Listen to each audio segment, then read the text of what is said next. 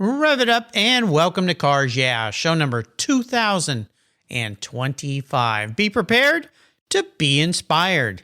Today, we're in Australia. This is Cars Yeah, where you'll enjoy interviews with inspiring automotive enthusiasts. Mark Green is here to provide you with a fuel injection of automotive inspiration. So get in, sit down, buckle up, and get ready for a wild ride here on Cars Yeah.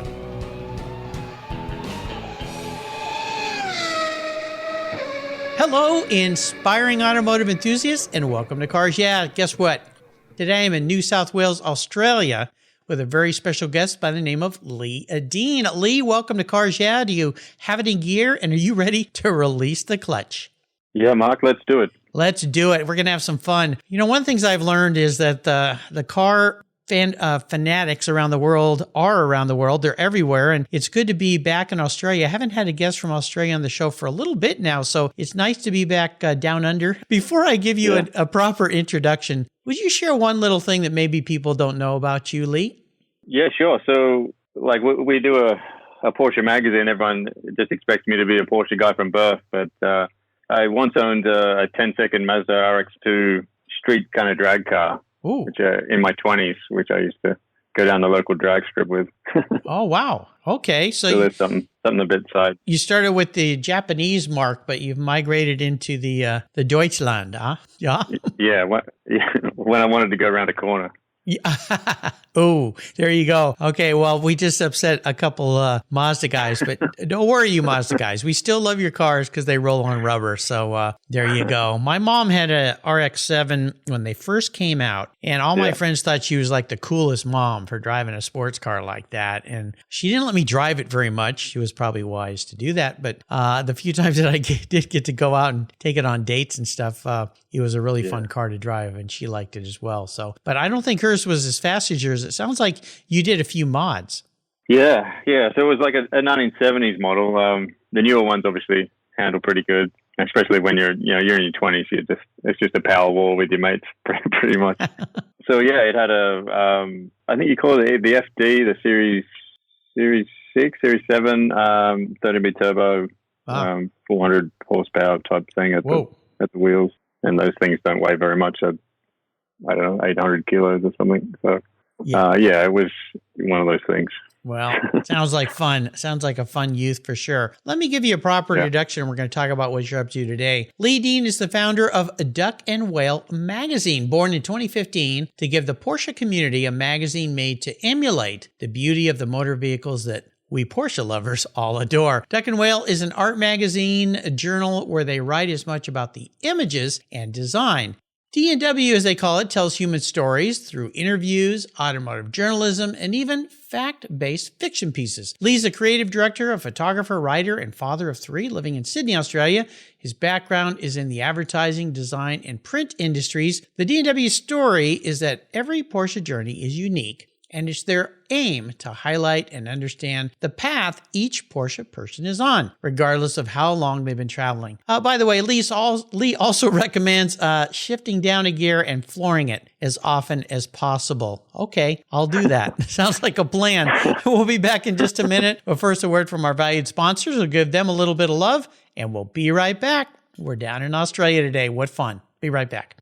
My friends at Covercraft offer you 10 different options. That's right, 10 for your vehicle's protection. You can choose from Weather Shield HP, HD, Sunbrella, Ultratect, Reflect, Form Fit, Custom View Shield, and their newest 5-layer all-climate cover, 3-layer moderate climate cover, and a 5-layer indoor option. You have all sorts of ways to protect your car. All of these are custom tailored by Covercraft's talented craftspeople. It's the form and fit with the quality to attention to detail that's been their standard since 1965. Surface protection is the best way to preserve the investment you've made in your vehicles. It's what I do.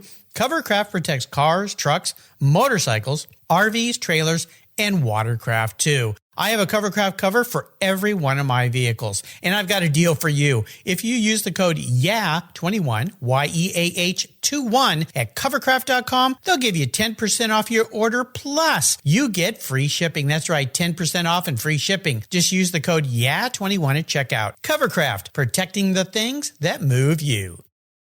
I was talking with a buddy of mine the other day, and he asked me about American Collectors Insurance. He said, while I listen to you on Cars Yeah, you're always talking about agreed value collector car insurance. Well, I insure all my cars on my regular auto insurance policy, and I've done it for years. Why use a different company for my collector cars? I get a multi-car discount. Isn't that good enough? I suggested he call his carrier and ask how much he would get if his collector car was totaled or stolen. He called back and said, boy, that was a scary conversation. The value of my car wasn't even close to what it's really worth. Thank you for the education, Mark. So don't just hope for a fair claim settlement. Be certain and know exactly what you'll receive with an agreed value policy. American Collectors Insurance has been protecting enthusiasts since 1976. Give them a call today for your personal agreed value quote at 866-ACI-YEAH. That's 866-224-9324. Tell them you're a friend of Mark Green's at Cars Yeah. American Collectors Insurance, classic car insurance,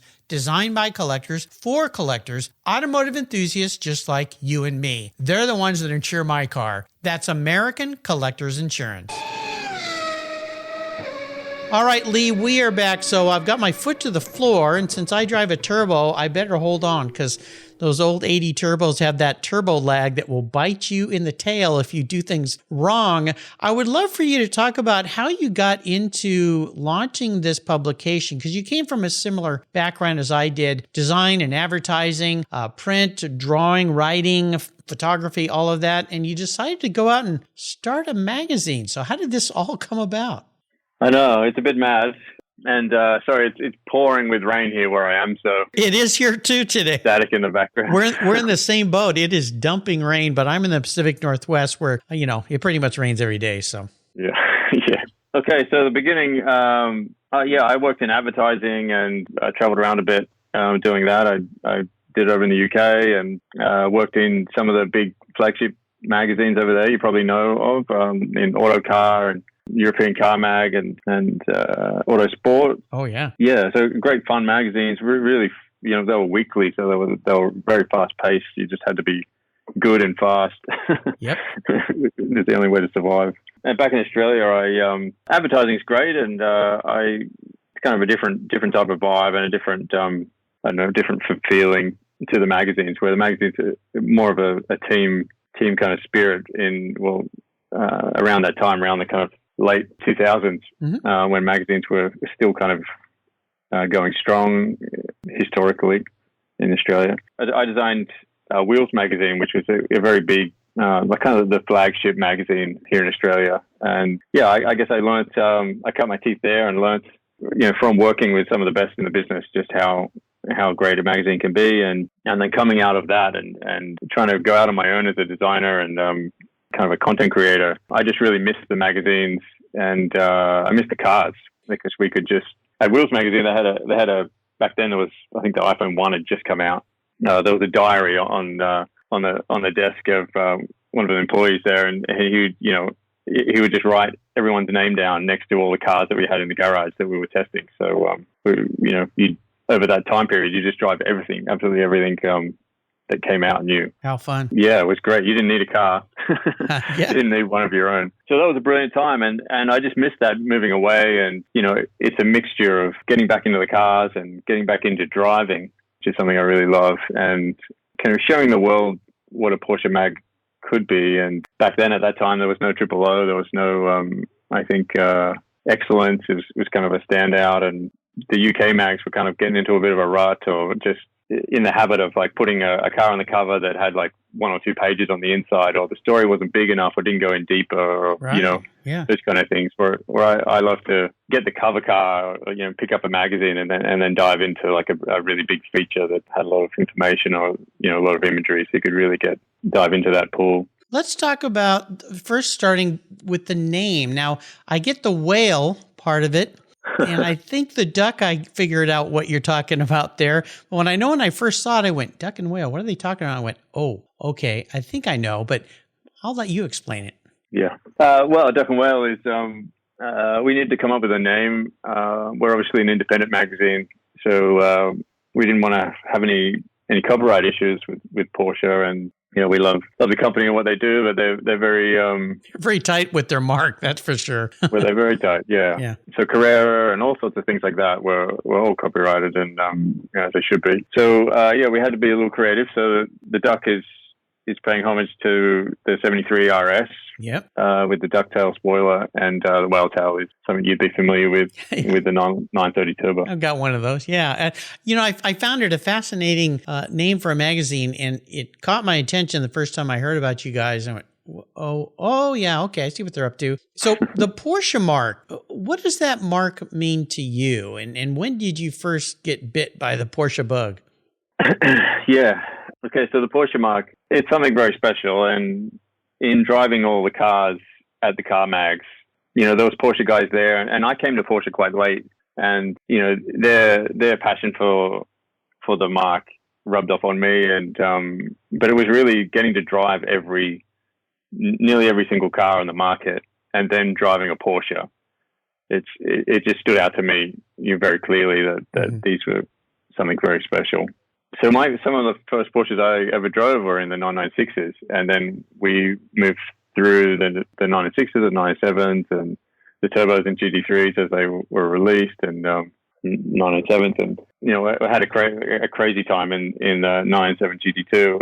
That really spoke to me coming back to my 20s with a 400 horsepower wild turbo car, and this was a car that kind of had that feeling of power and rear drive push, but had so much refinement in the car, and that car stole my heart, I think. Yeah. And then from that point, I started walking backwards through the mark, and my current car that I own is a 1973 911T that's quite sport purpose, let's say. Let's say. Is it a bit bespoke? So if you think about many of the backdated cars these days going back to those long hoods, but yours is real. I had a 72S for many, many years, drove it a lot. My kids learned how to drive on that car, stick shift in that car, and took it on many tours and loved to drive it. And that whole era of Porsche, to me, because it goes back to when I was in high school in the 70s, is when it really bit me, although it goes back a little bit further. But does your magazine you guys cover the whole gamut from early 356s through modern cars?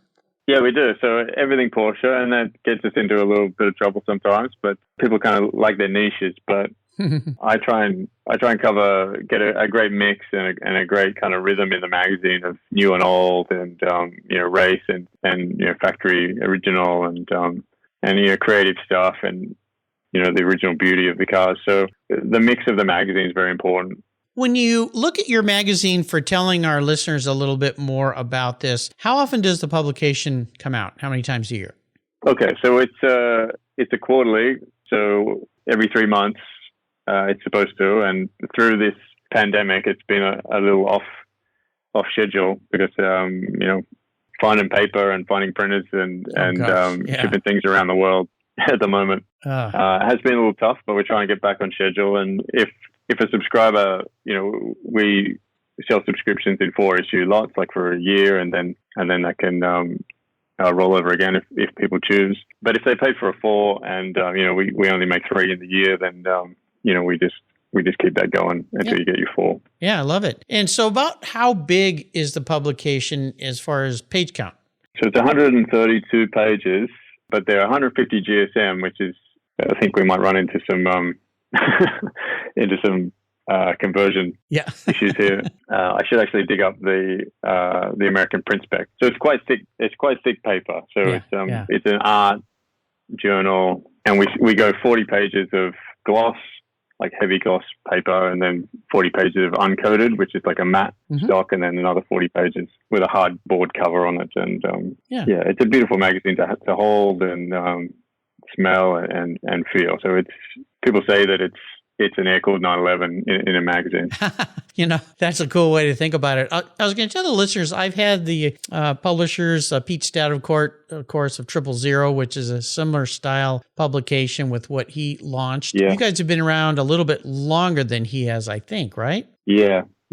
Yeah, just a little bit. And then, of course, there's Magneto, which has a similar type format. And I've had the publishers of that publication. Linkage, or an advertiser here, which is another one of that same design, if you will, the quarterly publication that goes in depth a bit. Avance is another one. A local guy here started the Avance Group. Crankshaft's another new magazine that's really great.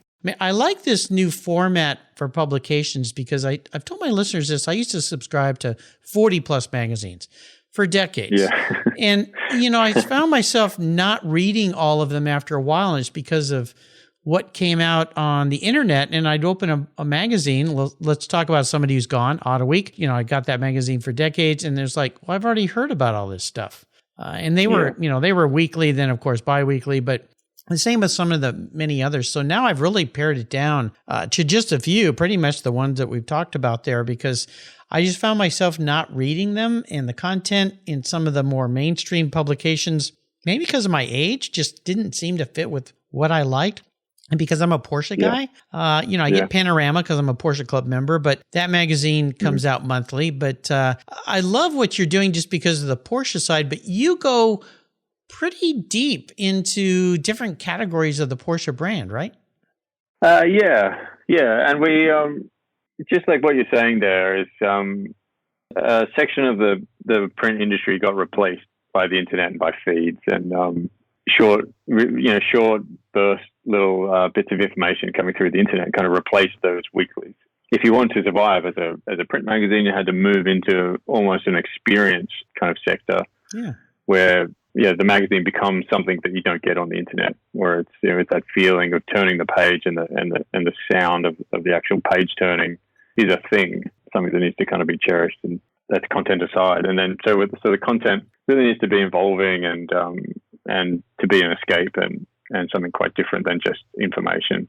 So it really needs to be emotional and focus on those things. And we've actually got a writer we've been experimenting with a few Porsche fiction articles which have fact in them, in that the details on the cars are correct, but we put them in different situations. Oh, that's cool. And some interesting stories come out of that, which is really cool. Yeah, I like that. Now, I'll tell our listeners that I met Lee, this was 3 years? So was it 3 years ago, 4 years ago? 2019, was it? Oh, man. Yeah. I think so. September? At Rennsport. Yeah. At Laguna Seca, and talked with him for a while and went, okay, this is kind of cool. And then we kind of lost touch and recently got back connected here, I think through Facebook. I think it was your birthday that I saw pop up. So I reached out and said, happy birthday, and said, hey, let's get you on the show. So, well, you're welcome. I'm happy to have you here and promote what you're doing. I like to talk about what I call driving inspirations, people that have been key influencers, mentors, or other people that have helped you along the way. Is there somebody like that in your life?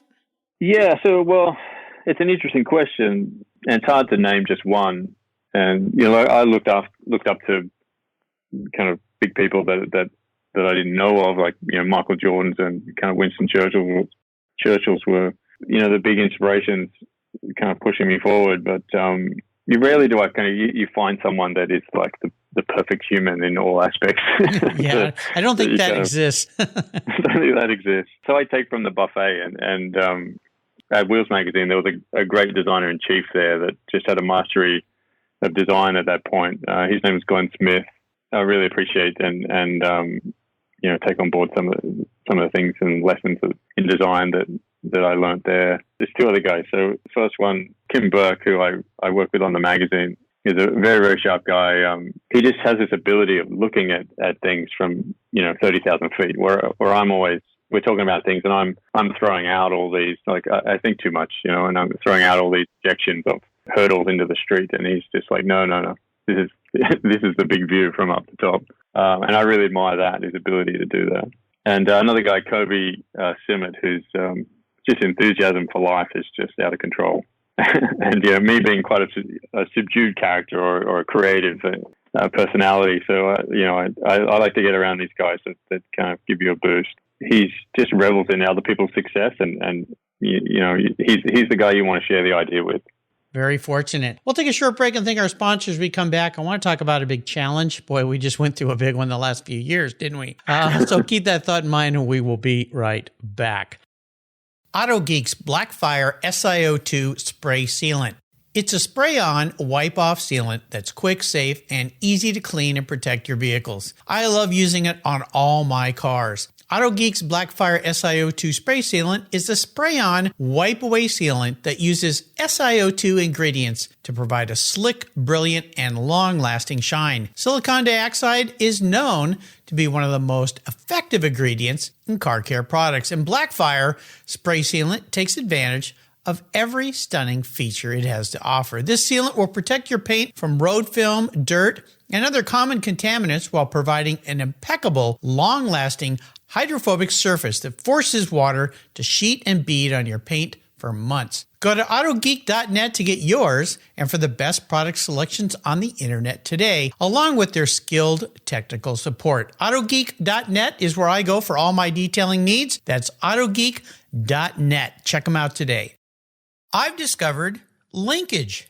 It's a new quarterly publication and website that covers the automotive market, driving, restoring, collecting, and discovering your passion for motor vehicles. Linkage is about experiences, opinions, and values.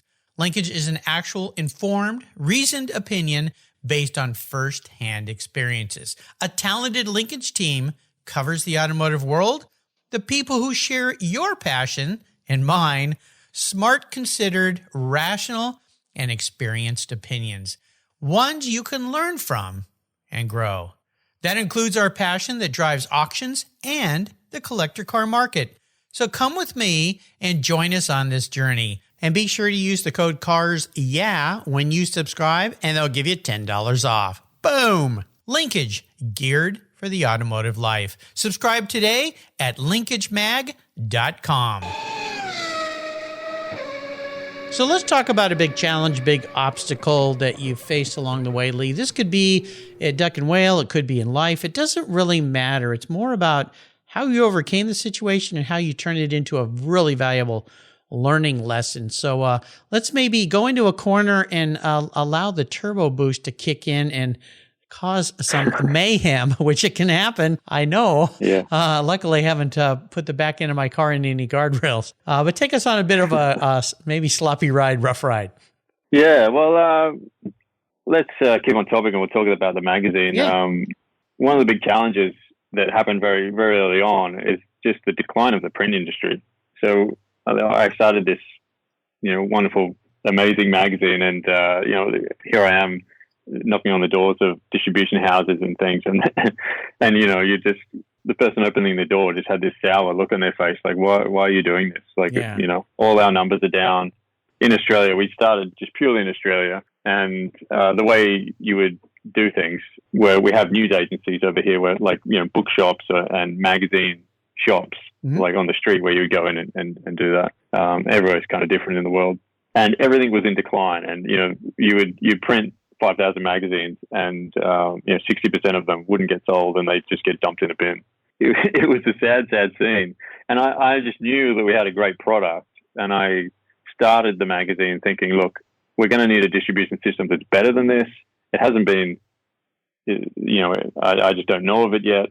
So let's just push through this, and we'll see if someone's going to invent it at some point. Right. And that ended up being the internet and e-commerce, and the pack and send order model. It's like a very small Amazon model where, someone would buy something online. It's a physical product. It's not a digital product.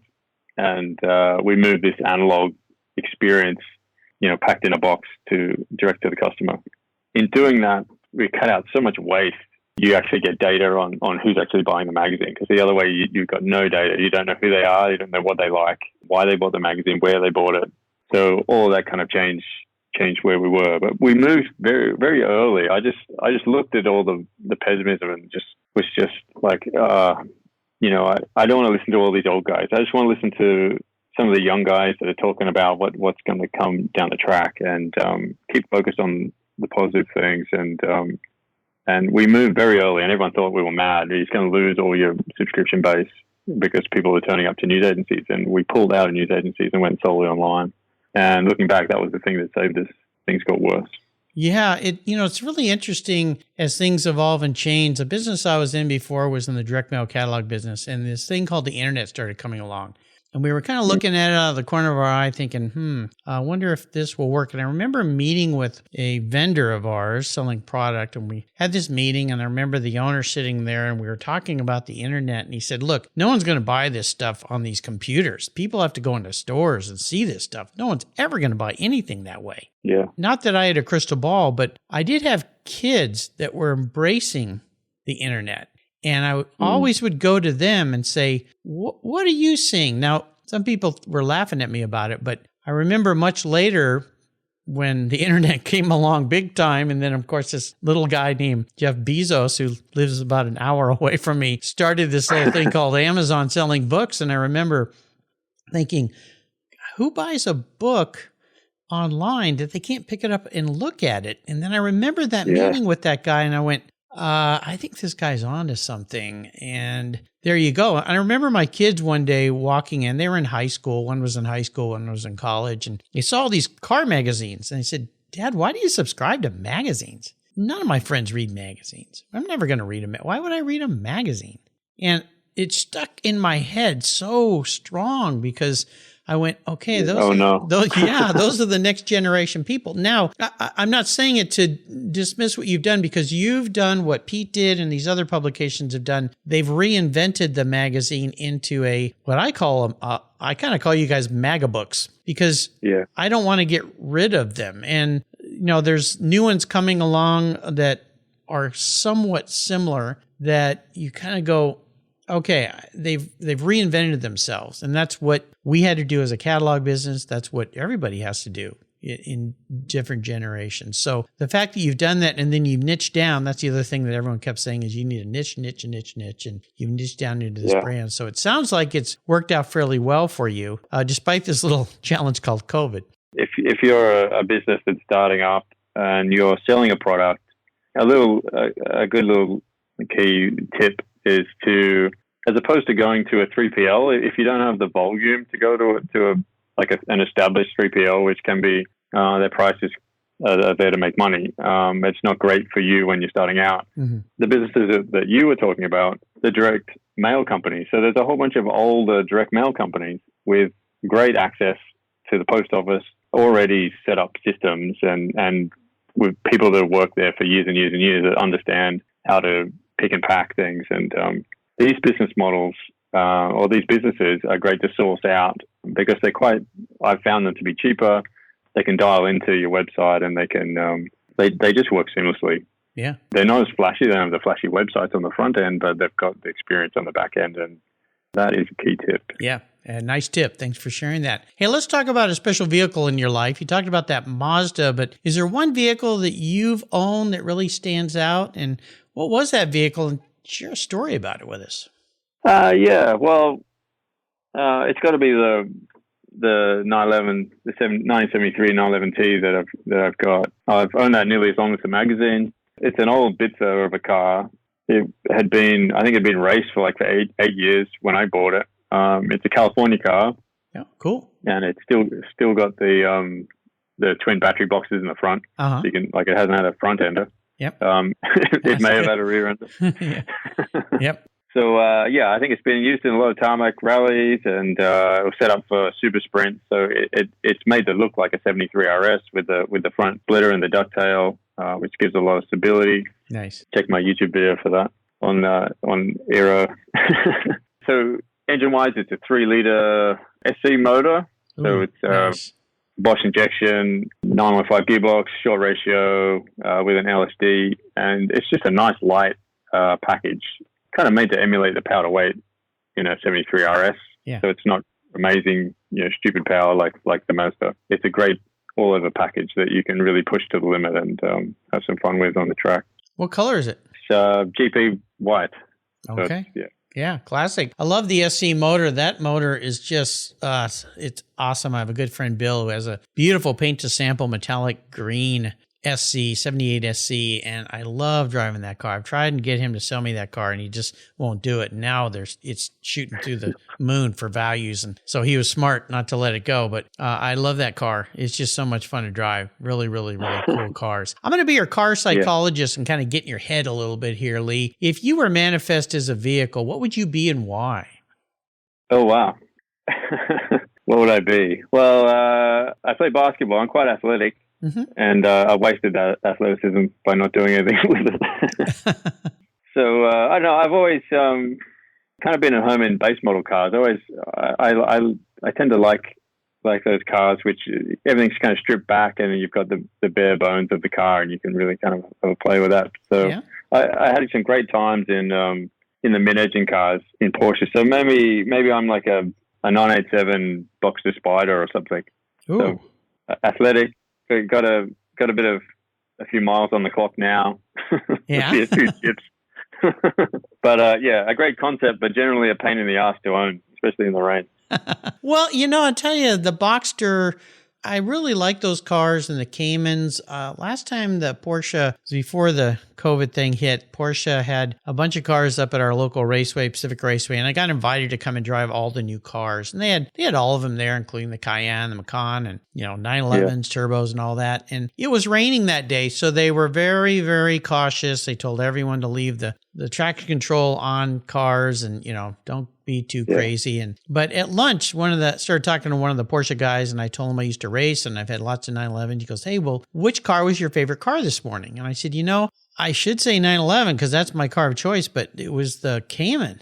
And he goes, "Well, you want to go back out and we'll kind of have a little bit more fun, be a little more spirited while everybody's eating." So he let me kind of get on it a little bit more and, slide it around a little bit. And I just loved the feeling and balance of that car. It was just felt really, really good. And I've always thought, gosh, would I abandon the 911 for a Cayman? Would my ego let me do that? But I like the size because the new Porsches have gotten rather large. Yeah. When you park a new Porsche next to your car or my turbo, our cars look pretty small next to the new Porsches, right? Yeah, I was at a track day for one of the dealerships and invited me along, and I brought the 73 and just driving it up to all these new cars and parking it there. I walked up to the grandstand and looked back down, and it was, this small little thing. Yeah. So it's really it was amazing. gotten bigger. But the Boxsters are a great size and a great package. Right. And the 911 is a special thing. I think the Boxster sells a lot of 911s where it introduces you to how great Porsche is, and then your ego pushes you up to the 911. Yeah, I know. That's why I said that. Hey, is there a great book that obviously you guys have a great magazine, and we'll put links so that listeners can go and subscribe and enjoy your publication. But is there a great book that you've maybe read in the last year or so you'd like to share? Yeah, well, the latest issue of Duck and Whale is just amazing. There you go. I read a lot of business books. So I'm always trying to teach myself in that kind of manner. So I'm reading the 10X Rule by Grant Cardone or Atomic Habits. It's all about kind of time and, with 3 kids and businesses. I'm trying to be a business owner, not an operator. It's my kind of new focus. Yeah. I'm also reading The Green Lights by Matthew McConaughey. It's kind of something a bit different. Oh, yeah. It's kind of interesting. Mm-hmm. It's a different take than the standard kind of exactly. book on that kind of theme. But I do love the classics. I do love how to win friends and influence people. And oh yeah, absolutely. There's another great book, and my listeners have heard me share this, but it's great for businesses, any businesses, but especially younger ones. It changed the way my old business partner and I ran our business, and that's The E-Myth by Michael Gerber, which is a great read. So, but yeah, 10X Rule, Atomic Habits, and I haven't read The Green Lights. It sounds really interesting what he's up to, so I'll get my hands on that. And I'll put links to all these books on Lee's show notes page. You listeners know there's a great place on the Cars Yeah website called Guest Recommended Books, where there's well over 2,000 books listed there with quick, easy links to buy. And of course, we'll put the Duck and Whale website with an easy click to go and subscribe. I encourage you to do that. Even if you're not a diehard Porsche person, I think you might be after reading A Duck and Whale. I think so. Let's go on the ultimate drive today. I've got a magic wand that arouses me. It does that too. It allows me to take you on the ultimate drive. So you can pick any car in the world to be in. I'll provide it to you. You can be with anyone, living or deceased, and you can be anywhere on the planet in that vehicle. I assume we're going to be in a Porsche today. I'm just kind of guessing, but so let's start there. What's the vehicle I'm going to be buying you today? Wow, alive or dead or anywhere in the world? Anywhere in the world, and anyone who's deceased or currently alive. Yeah, that opens up all sorts of opportunities and possibilities. How about a left field? How about I jump in the seat of Dennis Jenkins next to Sterling Moss? Yeah. Okay. The Mercedes 300 SLR in 1955. So we're leaving the Porsche. Yeah, you're going a whole nother direction. Well, we're staying in the fatherland. Millie Meglia. Yeah. Okay, I get you. Yeah, that would be pretty cool. I'll tell you something, Lee. I've talked to lots and lots of collectors in the world, many people who take their collector cars on these wonderful tours and rallies all over the world. And the car that stands out that I think is the old classic car is the 300 SL. That car, yeah. I've only driven one. It was a Roadster. It drove like a modern car. Now, as much as an old car would drive like a modern car, but it felt so solid, powerful, comfortable. I just felt like I could drive it for a long time, and many of these older cars are not that way. So I think that would be pretty darn cool. Although I'd like a Roadster instead of a Going, because I hear those Goings can get a little hot inside. Yeah. Well, I think I think they raced in a Roadster. SLR had no roof. Yeah, there you go. Absolutely cool. After being stuck in Australia for the last 2 years, I think a trip from Brescia to Rome and back in 10 hours it'd be a bit of fun. You think? Yeah, I think so. I might get in trouble, but sounds like fun to me. You've taken us on a fun ride today, my friend. It's been really cool learning more about your business, Duck and Whale. Wonderful publication. Before I let you go, could you share maybe a success quote or a mantra or words of inspiration for our listeners as we kind of try to come back to a little bit of normalcy here? Yeah. Success quote. All right, let's go back to the beginning with Winston Churchill. So success is not final. Failure is not fatal. It's the courage to continue that counts. Yeah. That guy had a lot of great ones. You wonder, did he make all that stuff up, or did he have a good writer on staff? He was a great marketing guy, wasn't he? He had It's either amazing or he had a great team. They're probably all women. Well, maybe they were, yeah. But a lot of great, wonderful sayings that really stand the test of time. How can people learn more about your wonderful publication? Okay, so you purchase off the website and you find your region, and we're in 3 different regions, but you find your region by going to duckandwhalemag.com, so it's A&D for the internet. And we're on Instagram, we're pretty active on there, and that's at Duck and Whale, A&D again, and Facebook is Duck and Whale Porsche Culture Magazine. There you go. Yeah. I'll put links to all of these on Lee's show notes page so you can find them easily in case you're out riding or walking or driving or whatever you're doing today while you're listening to this podcast. Lee, thanks for jumping on board here and talking with me about this cool publication, being a Porsche fan. Thank you, Mark. Yeah, I love what you're doing. Until you and I talk again, I'll see you, hopefully, maybe at the next Red Sport. That'd be fun. That'd be great. I'll be there. All right. Me too. Later. Thanks so much. 20, 50, or 100 years from now, will there be a workforce to care for the collector vehicles we love? With auto shop programs disappearing across the country, it's a question we enthusiasts have to ask. That's why I support the RPM Foundation, which exists to ensure that the critical skills necessary to preserve and restore these vehicles aren't lost to time. One of the many ways RPM, which is short for Restoration, Preservation, and Mentorship, is accomplishing this goal is through workforce development initiatives. The RPM Apprenticeship Program enables the next generation of artisans to earn a living while they learn the craft of restoring and preserving these vehicles directly from industry professionals. The Endangered Skills Program documents the process of masters training future craftspeople on a variety of critical skills in danger of being lost forever. For more information on how the RPM Foundation is driving the future of the collector vehicle skills trade, visit RPM Foundation today. They're one of the charities of choice here on Cars Yeah. Thank you so much for joining us on today's ride here at Cars Yeah. Drive on over to carsyeah.com to find show notes and inspiring automotive fun. Download your free copy of Filler Up, a fun book filled with gorgeous photographs of fuel filler fun, including quotes from more inspiring automotive enthusiasts. Download your copy today, and we'll see you next time on Cars Yeah.